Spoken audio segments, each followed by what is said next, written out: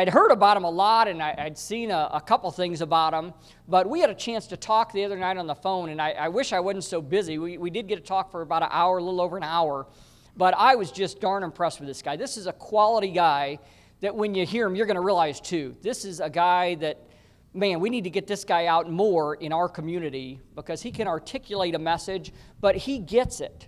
Normally, you get people to two extremes. We get the radical people that they want to show up and rip their shirt off and threaten people are going to vote them out of office and burn the Capitol building down if they don't demand their rights as a dad.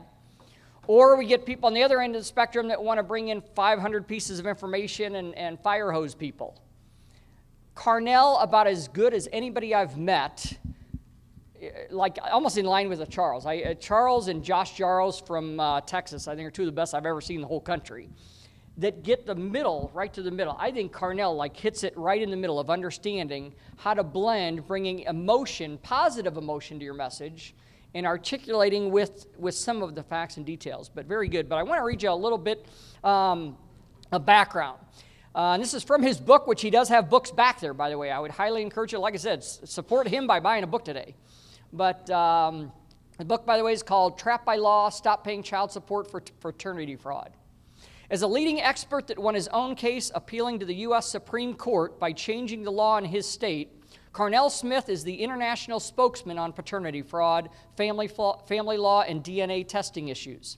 He has written model law and consulted on legislation in more than 10 states.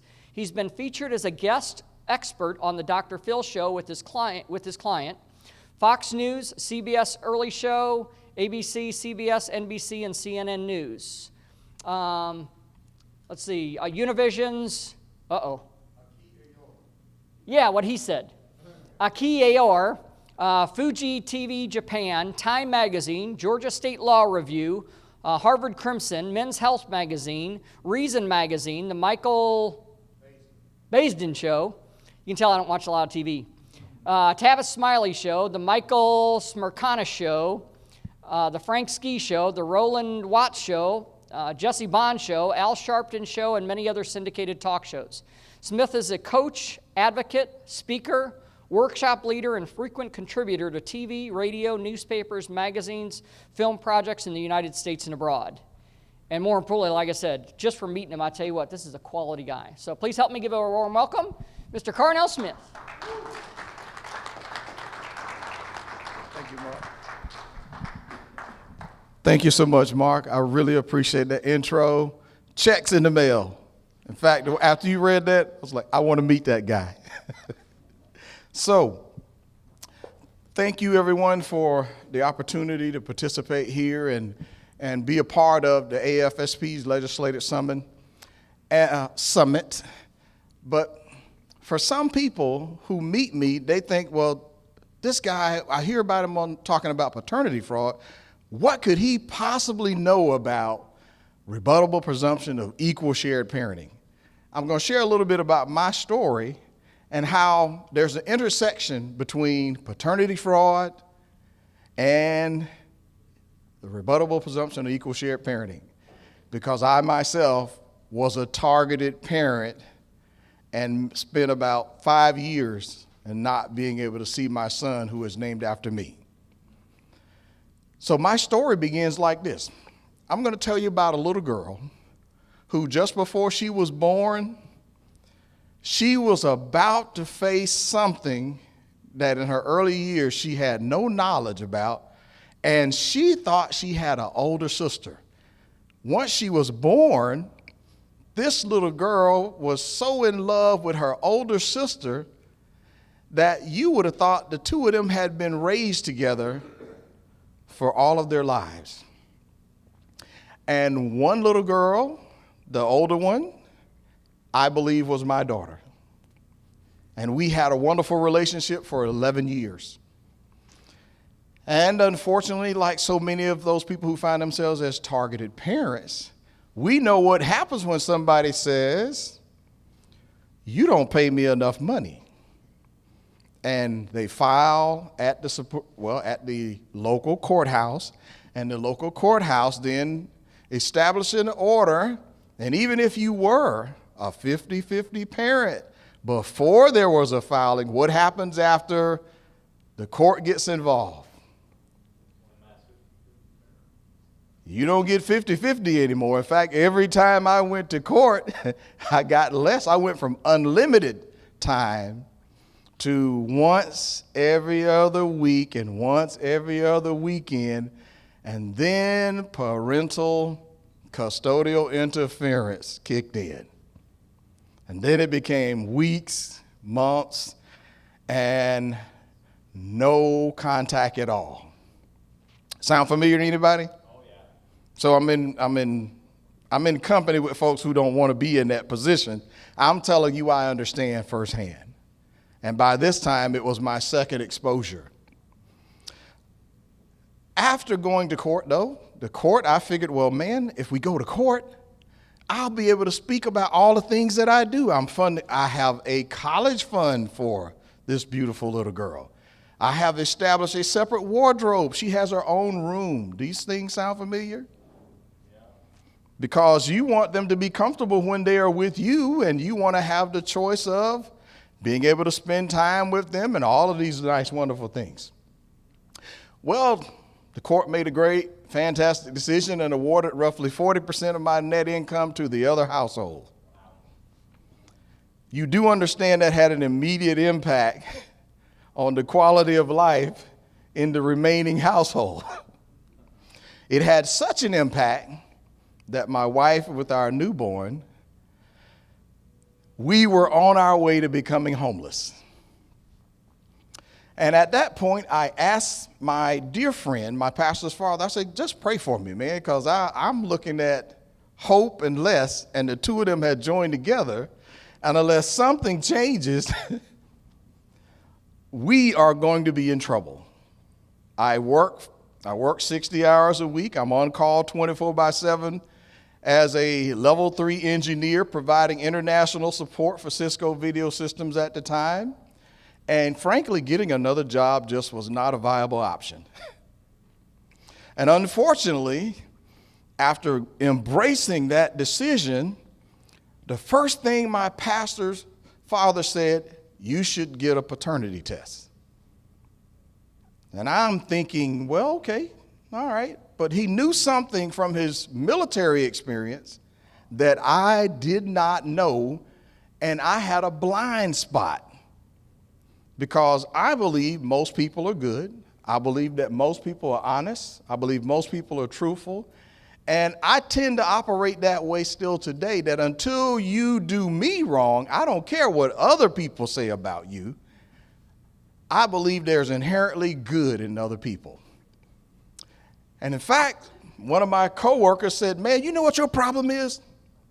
You think there's good in people and that you can help bring it out of them. He said, that's not what they taught me in the military. He said, there's evil in them, and we're going to beat it out of them.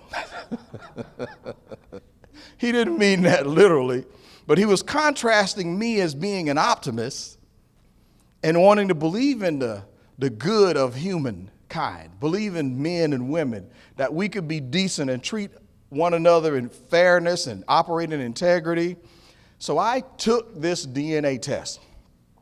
And that DNA test changed my life and brings me before you now.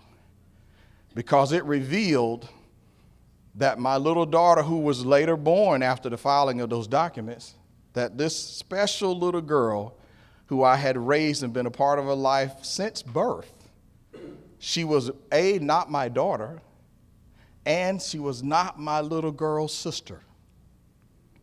And this caused me to have to embrace some tough choices. And here was a choice. Having gone to court and fought for my son until his mother moved out of state, that relationship all but ended. I had already had a little bit of experience with family court, and I was not a real big fan.